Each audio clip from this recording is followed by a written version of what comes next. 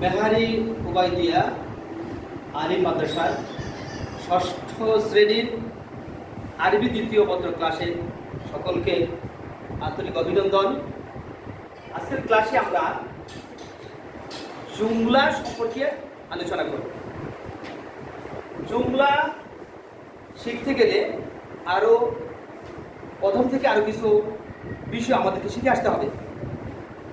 আমরা সর্বপ্রথম আমাদেরকে জানতে হবে লফজ। লফজ হচ্ছে মানুষের মুখ থেকে যে আওয়াজ বের হয় সেটাকে আরবি ভাষায় কি বলে? লফজ। আবার বলছি, মানুষের মুখ থেকে যে আওয়াজ বের হয় আরবি ভাষায় তাকে লফজ। এই লফজ দুই প্রকার। আমাদের মুখ থেকে যে আওয়াজটা বের হয় এটার একটা অর্থ থাকতে পারে, আবার অর্থ নাও থাকতে পারে। কেউ বললো কলম, মানে কালাম, কলম বললো, এর কিন্তু একটা অর্থ আছে, লেখার একটা যন্ত্র না। আবার কেউ বললো বে, এটার কিন্তু কোনো অর্থ নাই। তাহলে আমাদের মুখ থেকে যে আওয়াজটা বের হয় এটা কয় ধরনের? দুই ধরনের। একটা অর্থ আছে আর একটা অর্থহীন।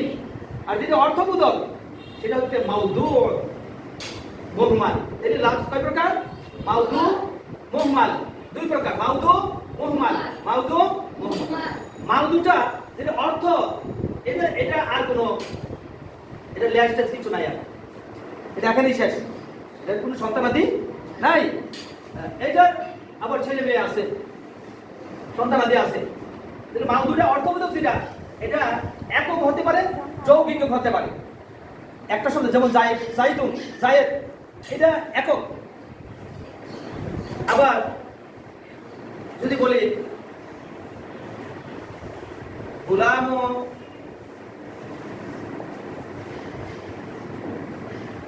জাইদিন, এই দুইটা মিলে কিন্তু একটা বাক্য হয়েছে না?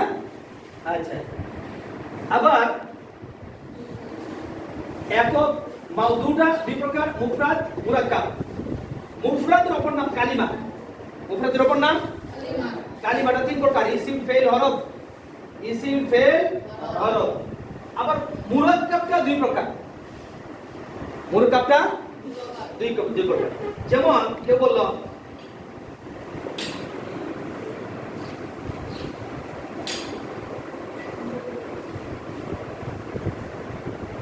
ফিদ্দারে, মানে ঘরে। ঘরে কি মানুষ না বাঘ বা অন্য কিছু? এটাকে একটা পরিপূর্ণ অর্থ বুঝাইছে। তাহলে পরিপূর্ণ অর্থ বুঝাইলে এইটা হবে, যদি বুঝা জাইদুন আলিমুন, জাইদ একজন জ্ঞানী, তাহলে এটা এই কথাটাই কোনো অসম্পূর্ণ নাকি সম্পূর্ণ অর্থ বোঝা যাচ্ছে কিনা? অর্থ বোঝা যাচ্ছে কিনা? পরিপূর্ণ অর্থ বোঝা যাচ্ছে কিনা? যদি বুঝা যায় তাহলে এটা হবে জাইদুন আলিমুন। এটা হচ্ছে মুরাক্কাবে মুফিদ। আর ফিদ্দারে গড়ে, এটা মুরাক্কাবে গায়রে মুফিদ। তাহলে মুরাক্কাবে মুফিদের অপর নাম কালিমা। মুরাক্কাবে মুফিদের অপর নাম কালিমা। আজকে আমাদের যে আলোচনার বিষয় সেটা হচ্ছে মুরাক্কাবে মুফিদ। এই মুরাক্কাবে মুফিদ যেটা, সেটাই হচ্ছে কি কালিমা। আমরা বুঝি যে কয়েকটা শব্দ মিলে কালিমা হয়, আর কয়েকটা শব্দ মিলে পরিপূর্ণ অর্থ প্রকাশ করে যদি, তখনই এটা কি হবে? কালিমা। আজকের আলোচনা আমরা এ পর্যন্তই, ইনশাআল্লাহ। পরবর্তী ক্লাসে আবার দেখা হবে। সবাইকে আন্তরিক অভিনন্দন আমাদের এই ভিডিও ক্লাস দেখার জন্য। আসসালামু আলাইকুম।